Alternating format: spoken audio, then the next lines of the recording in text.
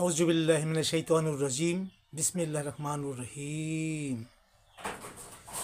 বিমা উকসিমু ওয়া কিন্নুকুম ইন্নাহু লাকাসম লাউ তালামুন আযীম ইন্নাহু লাকুরআনুল কারীম ফি কিতাবিম মাকনুন লা ইয়ামাসসাহু ইল্লা মুত্তাহহারুন। আল্লাহ বলেন, তারকা সমূহের অস্তগমনের কসম করে বলিতেছি, তোমরা যদি ভাবিয়া দেখো, এটা এক বিরাট শপথ।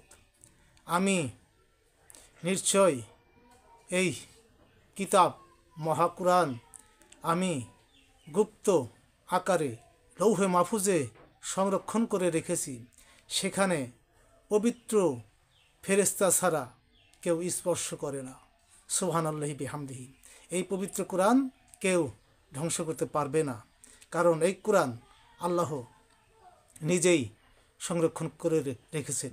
এই কোরআন শুধু কাগজে নয়, শুধু মানুষের দিলে নয়, আল্লাহ রাব্বুল আলামিন লৌহে মাহফুজে এই কোরআন সংরক্ষণ করে রেখেছেন।